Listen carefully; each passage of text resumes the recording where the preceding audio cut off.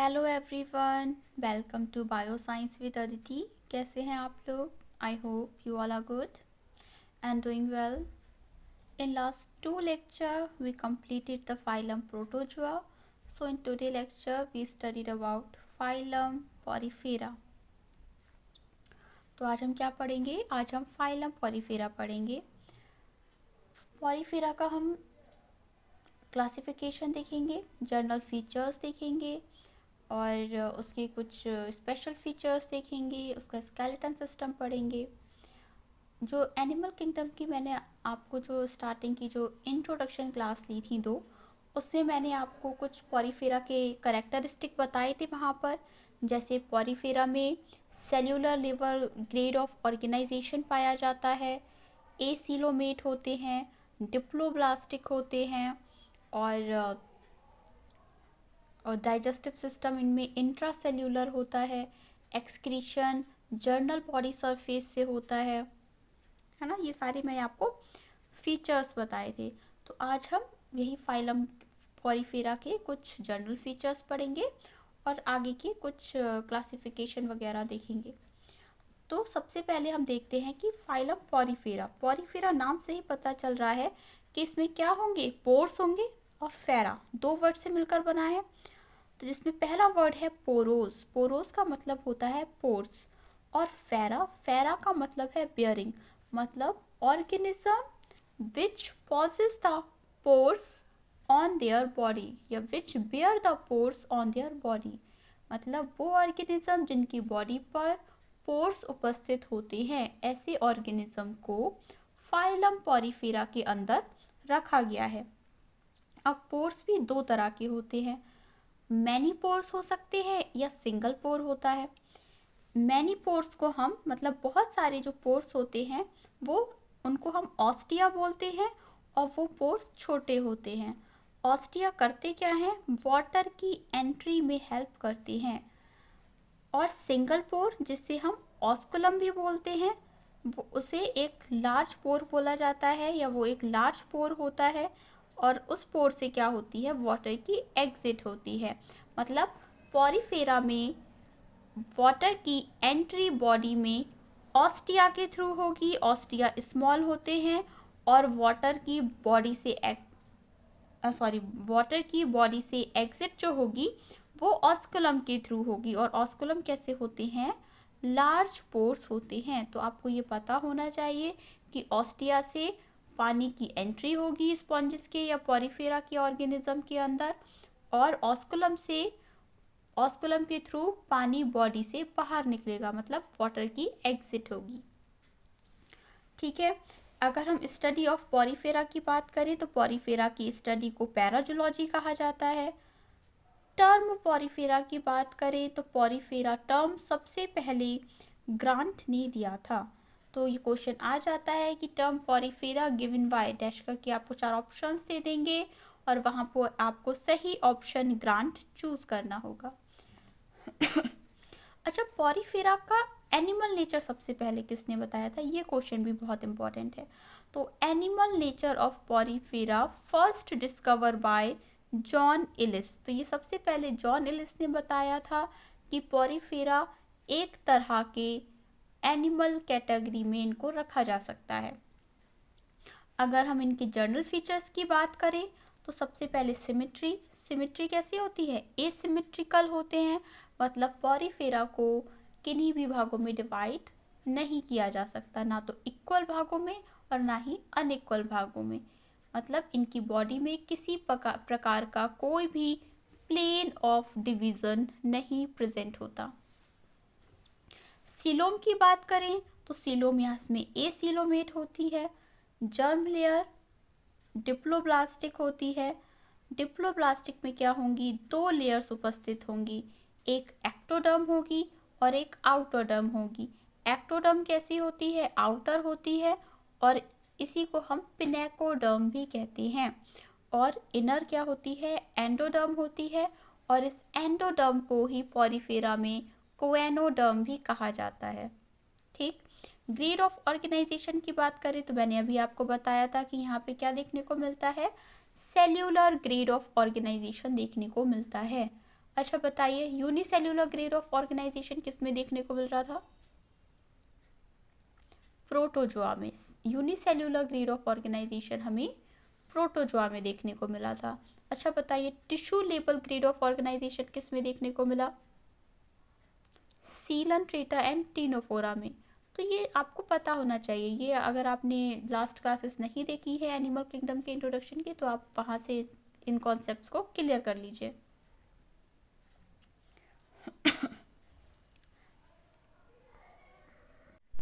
अच्छा, मैंने आपको बताया था कि डिप्लोब्लास्टिक में एक नोट करके मैंने लिखवाया था कि डिप्लोब्लास्टिक में एक्टोडर्म और एंडोडर्म के बीच में एक नॉन सेल्यूलर स्पेस होता है।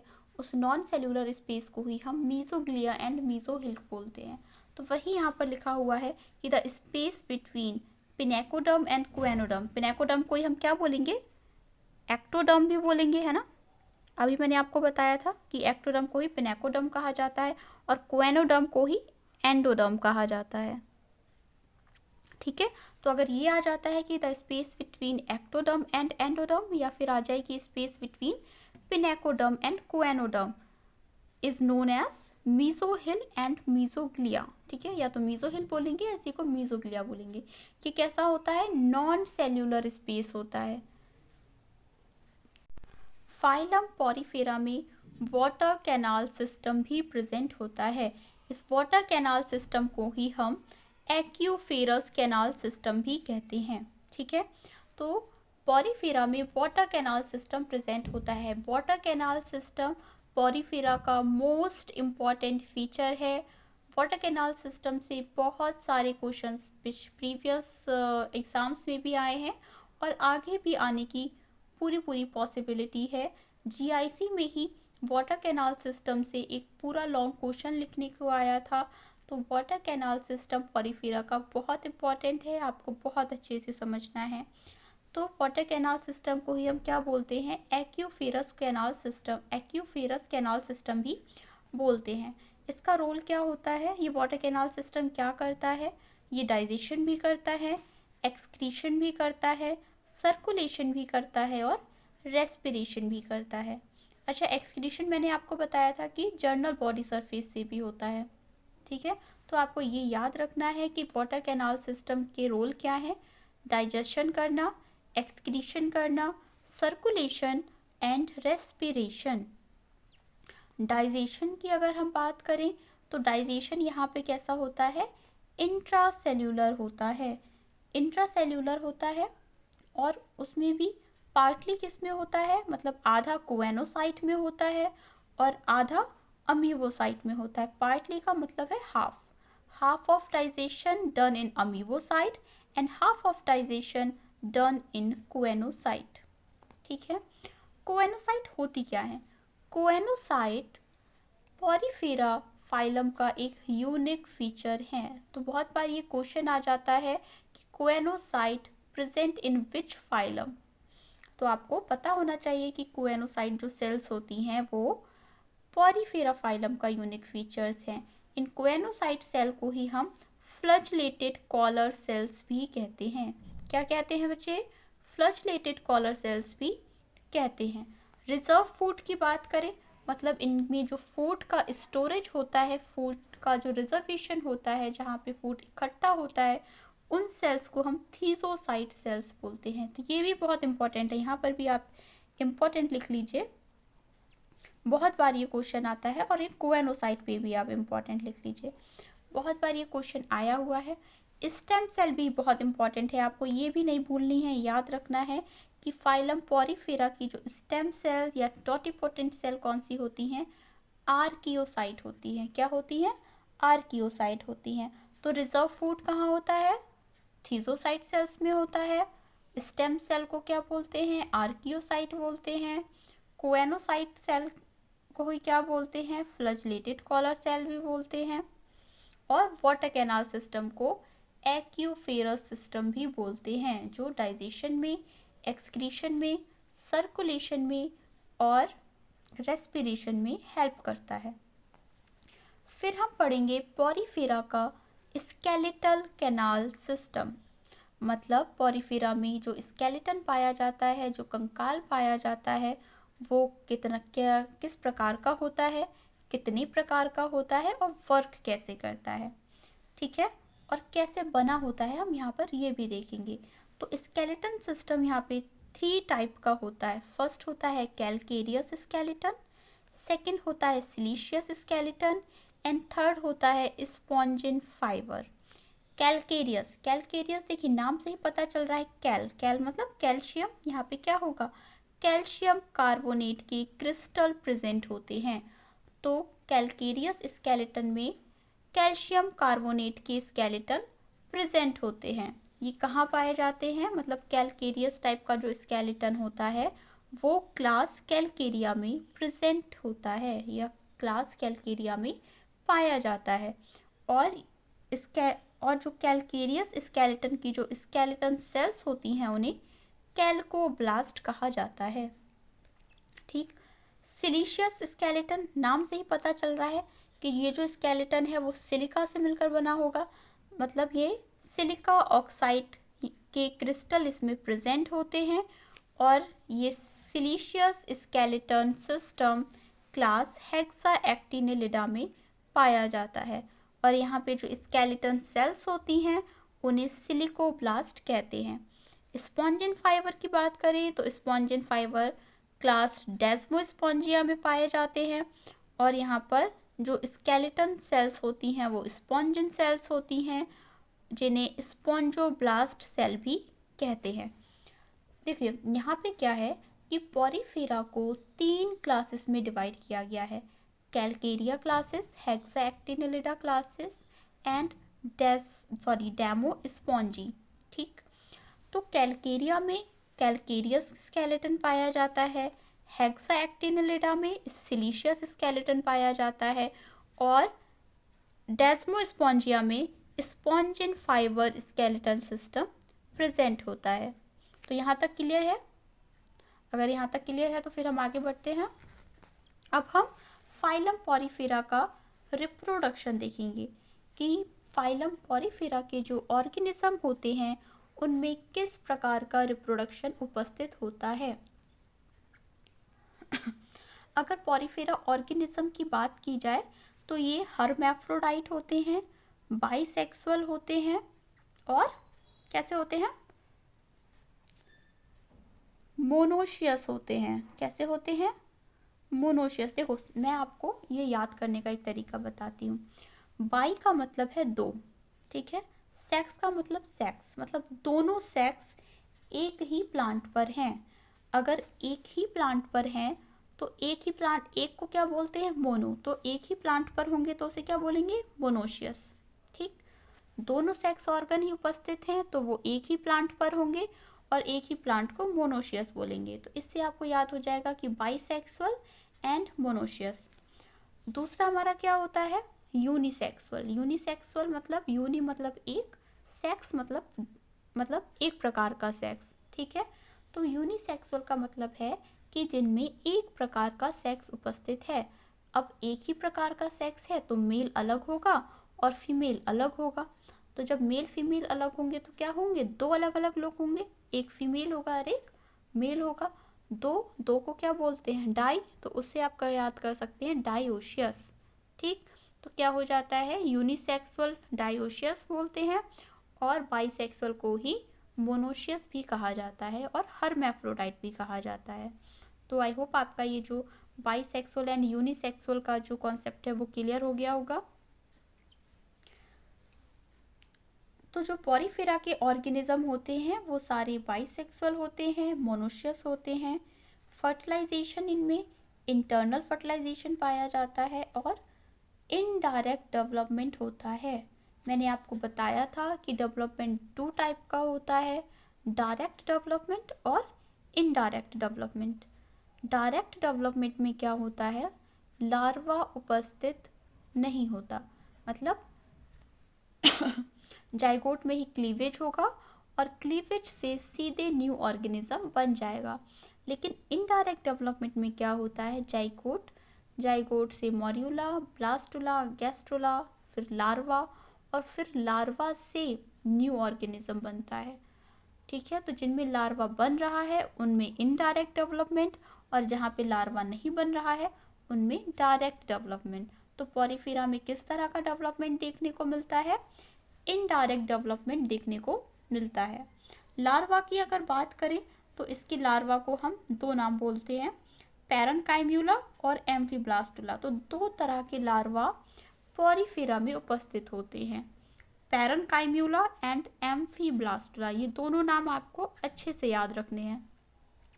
अच्छा, मैं कोशिश करूँगी कि मैं आपको एक लार्वा का पूरा एक क्लास कर दूँ कि कौन से फाइलम में किस तरह का लार्वा उपस्थित होता है।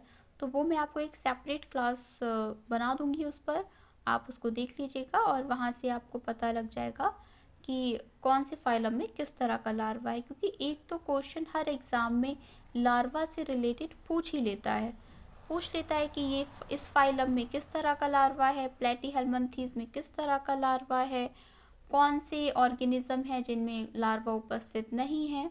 तो ये लार्वा से कुछ क्वेश्चंस आ जाते हैं, तो मैं एक सेपरेट क्लास लार्वा की बना दूंगी, ठीक है। रिप्रोडक्शन हम पढ़ रहे थे, तो रिप्रोडक्शन कैसा होगा? दो प्रकार का होता है। यहाँ पे दोनों प्रकार का हमें रिप्रोडक्शन देखने को मिलेगा, एसेक्सुअल रिप्रोडक्शन भी देखने को मिलेगा और सेक्सुअल रिप्रोडक्शन भी देखने को मिलेगा। एसेक्सुअल रिप्रोडक्शन यहाँ पे दो प्रकार का होता है, फ्रेगमेंटेशन एंड बडिंग। फ्रेगमेंटेशन मैंने आपको बताया था कि बॉडी का कोई फ्रेगमेंट टूट जाता है, टूट के ज़मीन पर गिर जाता है और एक नया ऑर्गेनिज्म बन जाता है, ठीक है। बडिंग में क्या होता है? दो प्रकार की होती है बडिंग, इंटरनल बडिंग और एक्सटर्नल बडिंग, ठीक है। इंटरनल बडिंग तो मोस्ट कॉमन होती है और इसमें क्या होता है? गैम्यूल्स का फॉर्मेशन होता है। तो ये क्वेश्चन आ जाता है कि गैम्यूल्स का फॉर्मेशन कहाँ होता है। तो आपको याद रखना है कि गैम्यूल्स का फॉर्मेशन इंटरनल बडिंग में होता है, ठीक है। फिर आ जाता है एक्सटर्नल बडिंग। एक्सटर्नल बडिंग हमें पॉरीफेरा के एक ऑर्गेनिज्म है ल्यूकोसोलेनिया, उसमें देखने को मिलता है एक्सटर्नल बडिंग। तो ये मोस्ट इम्पॉर्टेंट है भाई, क्या है ये? मोस्ट इम्पॉर्टेंट है, आपको ये याद रखना है, भूलना नहीं है। ये बहुत इम्पॉर्टेंट क्वेश्चन बनता है यहाँ से, एक दो बार ये क्वेश्चन आया हुआ है, तो आपको ये अच्छे से याद रखना है कि एक्सटर्नल बडिंग ल्यूकोसोलेनिया पॉरीफेरा में देखने को मिलती है। सेक्सुअल रिप्रोडक्शन बताइए किससे होगा? बताइए भाई, सेक्सुअल रिप्रोडक्शन किससे होता है? गैमेट से होता है ना। तो किससे होगा? गैमेट से होगा। गैमेट किससे बनेंगे? स्टेम सेल से बनेंगे। और स्टेम सेल क्या थी? चलो भाई बताओ बताओ, स्टेम सेल क्या थी? जल्दी बताओ, अब भी पढ़ाई है मैंने, आपको पता होनी चाहिए स्टेम सेल क्या थी। क्या थी स्टेम सेल? आर्कियोसाइट। क्या थी स्टेम सेल?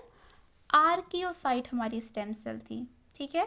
तो उस स्टेम सेल से ही गैमेट का फॉर्मेशन होता है, ठीक।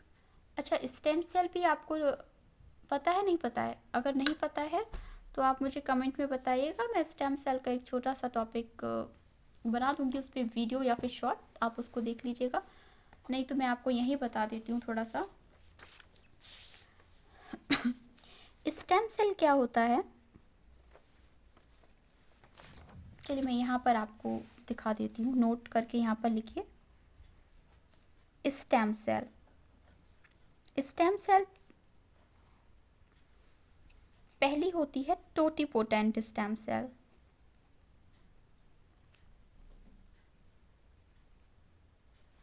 फिर सेकंड होती है प्लूरोपोटेंट स्टेम सेल।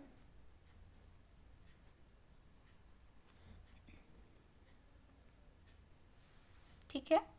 फिर थर्ड होती है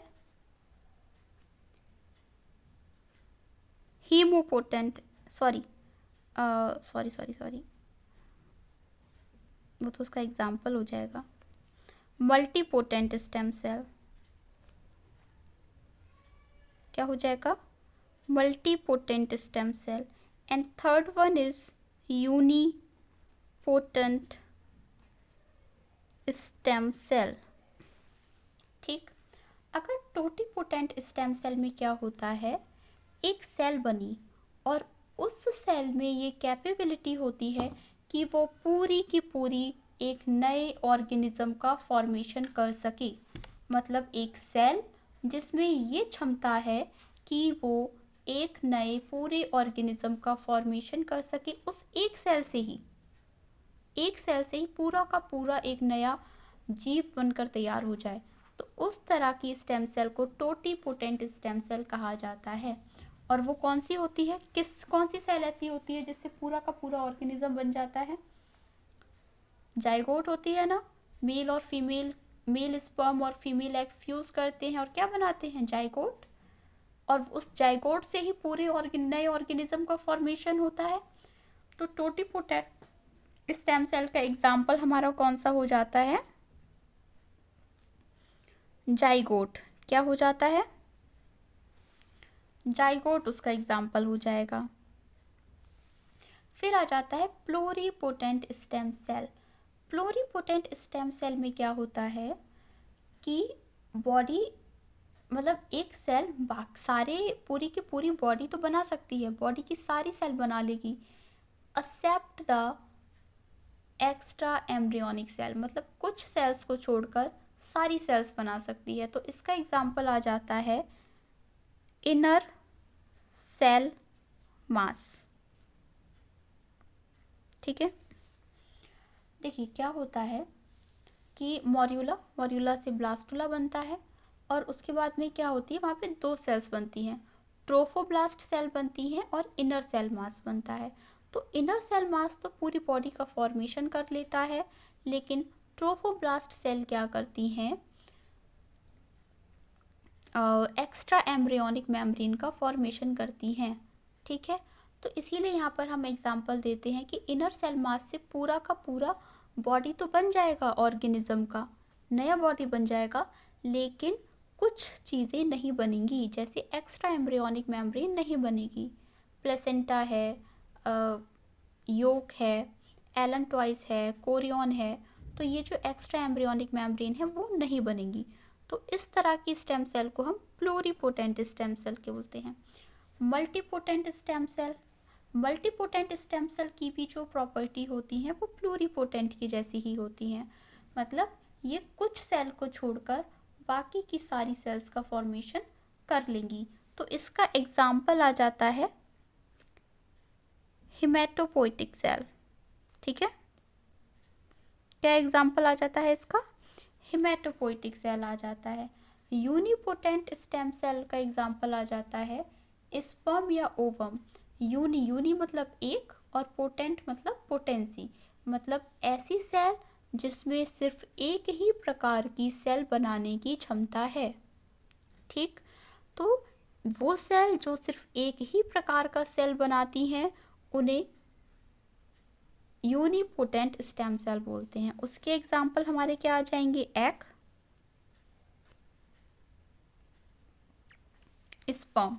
ठीक, तो आपको होप सो ये स्टेम सेल का जो भी कॉन्सेप्ट है, जो ये टाइप्स हैं, totipotent, pluripotent, multipotent and unipotent, वो अच्छे से क्लियर हो गए होंगे। अब हम पॉरीफेरा का क्लासिफिकेशन पढ़ेंगे। क्या पढ़ेंगे, पॉरीफेरा का क्लासिफिकेशन पढ़ेंगे। जो हम पॉरीफेरा का क्लासिफिकेशन पढ़ते हैं वो पॉरीफेरा के स्केलेटन सिस्टम के बेसिस पर दिया गया है।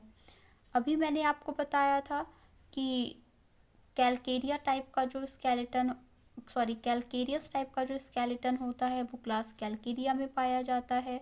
सिलीशियस स्केलेटन हेक्सा एक्टिनलिडा में पाया जाता है और डेमोस्पॉन्जी में स्पॉन्जिन टाइप का स्केलेटन सिस्टम पाया जाता है।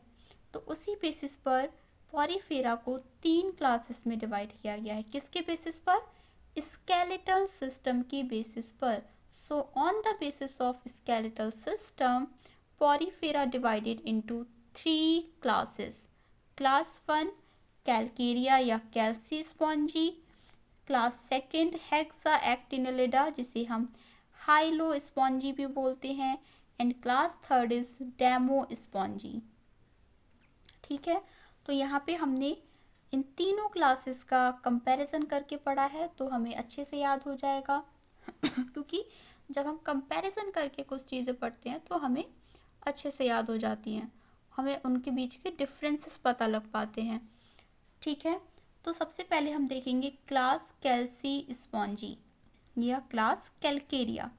इसमें जितने भी ऑर्गेनिज्म होते हैं, मतलब कैलकेरिया क्लास में या कैल्सी स्पॉन्जी क्लास में जितने भी ऑर्गेनिज्म पाए जाएंगे वो सारे के सारे ऑर्गेनिज्म मरीन होते हैं, ऑल आर मरीन होते हैं। ठीक है, सेल की बात करें तो इनकी जो सेल होती हैं उन्हें कैल्कोब्लास्ट सेल कहा जाता है। तो कैलकेरिया में किस प्रकार की सेल पाई जाती हैं?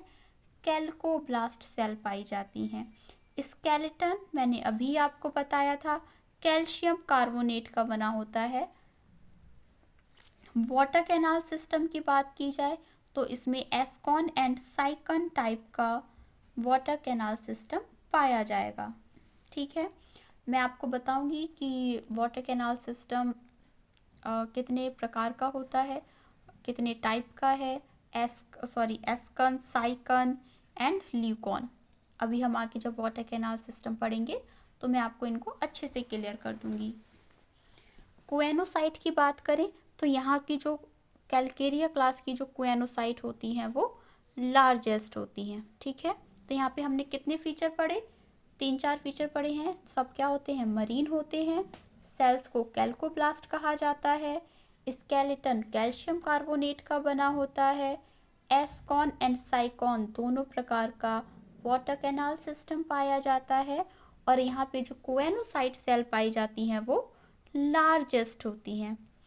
अब हम देखेंगे क्लास सेकंड हेक्साएक्टिनिलिडा, जिसे हाइलोस्पॉन्जी भी कहते हैं। ठीक है, इसमें भी क्या होता है बच्चे? इसमें भी जितने भी ऑर्गेनिज्म हैं वो सारे के सारे मरीन ही होते हैं। कैसे होते हैं? मरीन होते हैं। कैलकेरिया में कैसे थे? मरीन थे। हेक्साएक्टिनिलिडा में कैसे हैं? मरीन हैं। यहाँ पे जो सेल्स होती हैं उन्हें क्या कहते हैं? सिलिकोब्लास्ट सेल कहते हैं। और स्केलेटल सिस्टम क्या होता है? सिलिका ऑक्साइड का बना स्केलेटन पाया जाता है, मतलब सिलिशियस स्केलेटन सिस्टम यहाँ पर प्रेजेंट होता है। कैसा होता है? सिलिशियस स्केलेटन यहाँ पर प्रेजेंट होता है। वाटर कैनाल सिस्टम की बात की जाए तो यहाँ पर भी एस्कॉन एंड साइकन टाइप का ही कैनाल सिस्टम पाया जाता है, लेकिन जो एस्कॉन टाइप का कैनाल सिस्टम होता है वो थोड़ा और कॉम्प्लेक्स हो जाता है क्लास हेक्साएक्टिनिलिडा में। ठीक है, तो क्लास हेक्साएक्टिनिलिडा में कॉम्प्लेक्स एस्कॉन एंड साइकन टाइप का वाटर कैनाल सिस्टम उपस्थित होता है। कोएनोसाइट सेल की बात की जाए तो ये कैलकेरिया क्लास की कोएनोसाइट सेल की कंपैरिजन में स्मॉल होती हैं। क्लियर है इन दोनों क्लासेस के बारे में? तो हम नेक्स्ट क्लास पढ़ते हैं, क्लास डेमोस्पॉन्जी। क्लास डेमोस्पॉन्जी एक ऐसा क्लास है पोरिफेरा का जिसमें फ्रेश वाटर ऑर्गेनिज्म भी हैं और मरीन वाटर ऑर्गेनिज्म भी उपस्थित होते हैं। ठीक है, तो यहाँ पे दोनों तरह के ऑर्गेनिज्म होंगे। वो ऑर्गेनिज्म भी होंगे जो फ्रेश वाटर में पाए जाते हैं और वो ऑर्गेनिज्म भी होंगे जो मरीन में उपस्थित होते हैं। सेल्स की बात करें तो यहाँ पर स्पॉन्जोब्लास्ट सेल उपस्थित होती हैं। स्केलेटन की बात करें तो यहाँ पे स्पॉन्जिन फाइबर स्केलेटन प्रेजेंट होता है। वाटर कैनाल सिस्टम यहाँ पे ल्यूकॉन टाइप का होता है और कोएनोसाइट सेल यहाँ पर भी स्मॉल होती हैं। लार्जेस्ट कोएनोसाइट कहाँ पाई जाएंगी? कैलकेरिया में। स्मॉल किस में पाई जाएंगी? हेक्साएक्टिनिलिडा और डेमोस्पॉन्जी में। मरीन किस में होते हैं? हेक्साएक्टिनिलिडा और कैलकेरिया में। मरीन और फ्रेश वाटर दोनों तरह के ऑर्गेनिज्म किस में होते हैं? क्लास डेमोस्पॉन्जी में। ठीक है, एस्कॉन और साइकन टाइप का कैनाल सिस्टम कहाँ देखने को मिलता है? कैलकेरिया और हेक्साएक्टिनिलिडा क्लास में। लेकिन ल्यूकॉन टाइप का कैनाल सिस्टम हमें डेमोस्पॉन्जी में देखने को मिलता है। तो आई होप ये जो पॉरीफेरा का क्लासिफिकेशन है वो क्लियर हो गया होगा। अब हम इन क्लासेस के एग्जाम्पल देख लेते हैं, ठीक है, क्योंकि एग्जाम्पल से क्वेश्चन आ जाता है तो आपको एग्जाम्पल्स पता होने चाहिए।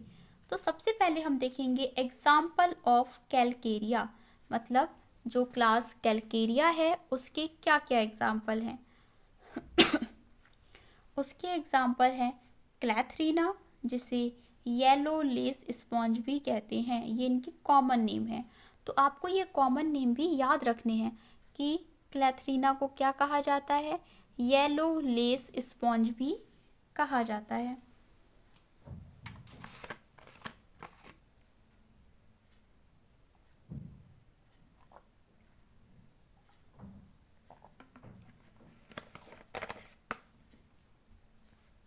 सेकंड आ जाता है ग्रेंटिया, ठीक, तो इसका एग्जाम्पल ग्रेंशिया भी हो जाएगा। थर्ड आ जाता है साइकन, जिसे हम साइफा भी बोलते हैं, और ये मोस्ट इम्पॉर्टेंट है भाई, आपको ये याद रखना है। इसको कॉमनली अर्न स्पॉन्ज भी बोलते हैं, और जो साइकन होता है वो सॉलिटरी होता है, मतलब अकेला उपस्थित होता है। ये कॉलोनी में उपस्थित नहीं होता, कैसा उपस्थित होता है, अकेला उपस्थित होता है। तो ये सॉलिटरी होता है और अर्न शेप का होता है, इसीलिए इसको अर्न स्पॉन्ज भी कहते हैं। अर्न मतलब घड़े के आकार का।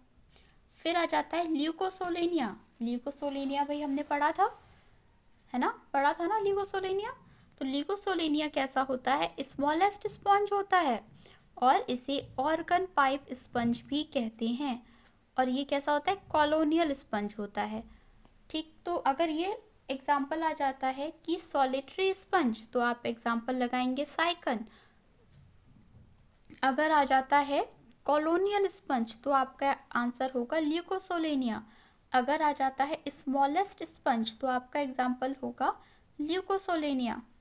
अगर आ जाता है येलो लेस स्पंज, तो आपका एग्जाम्पल होगा क्लैथरीना।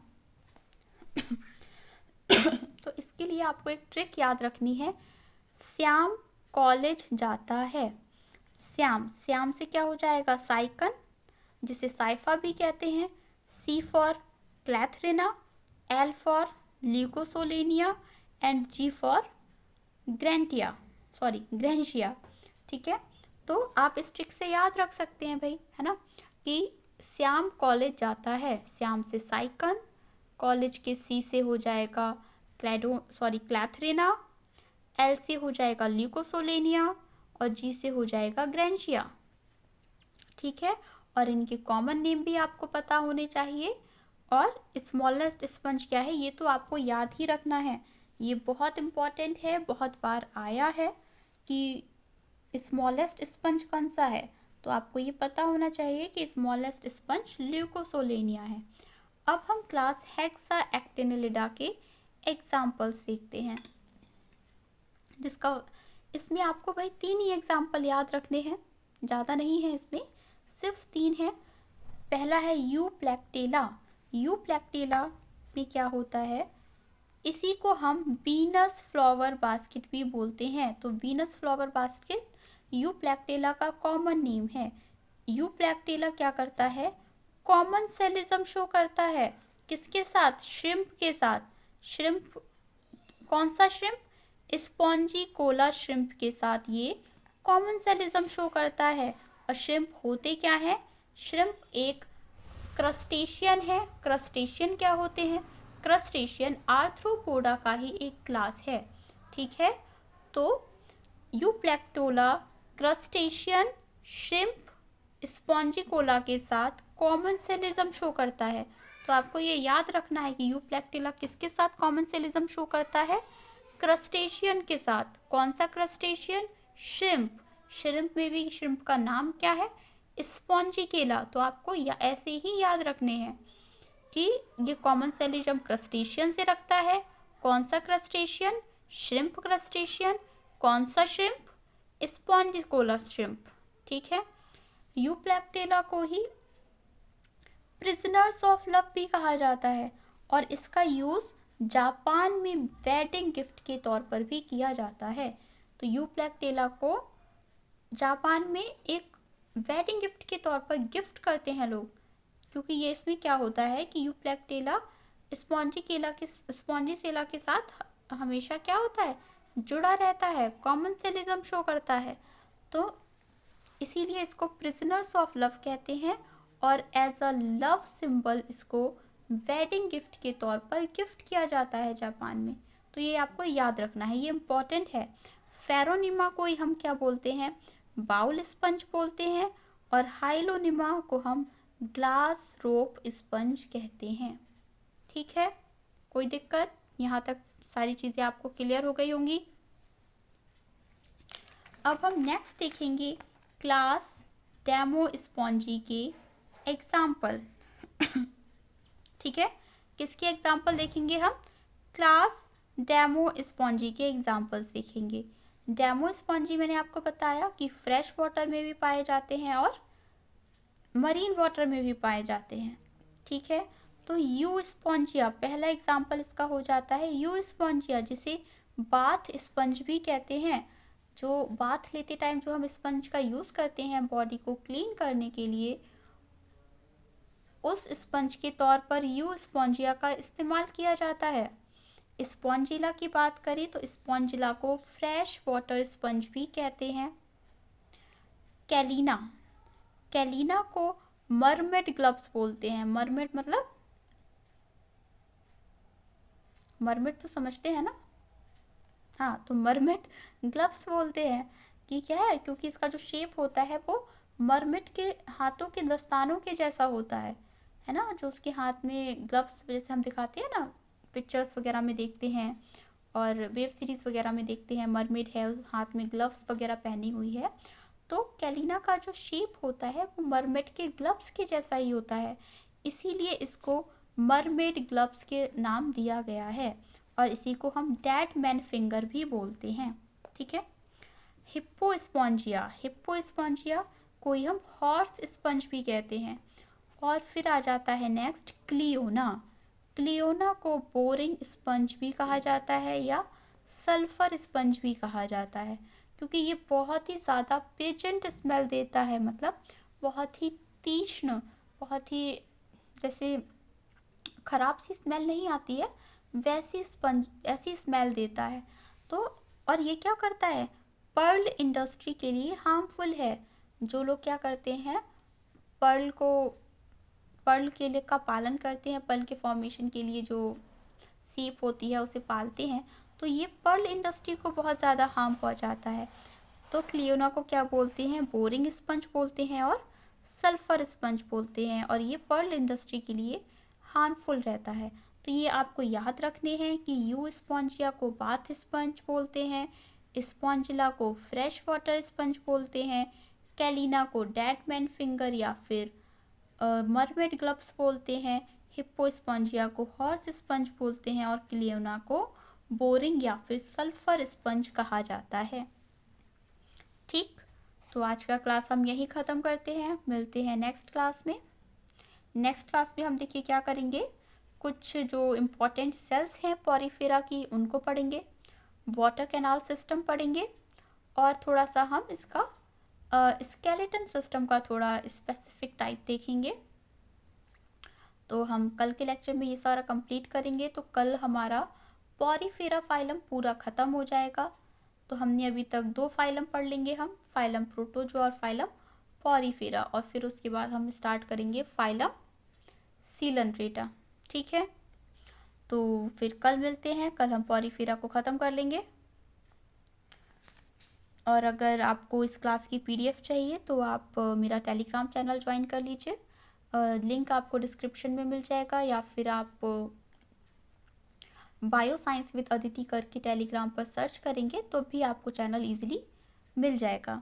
तो मिलते हैं नेक्स्ट क्लास में, तब तक आप इसको पढ़िए, रिवाइज करिए और अपना भी ख्याल भी रखिए, क्योंकि एग्ज़ाम्स तो हो ही रहे हैं, आने वाले हैं, और एग्ज़ाम GIC का एग्ज़ाम आने वाला है।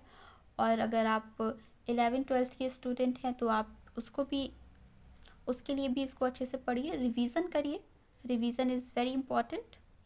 मिलते हैं नेक्स्ट क्लास में, तब तक इसको अच्छे से रिवाइज करिए। Okay, bye bye, take care.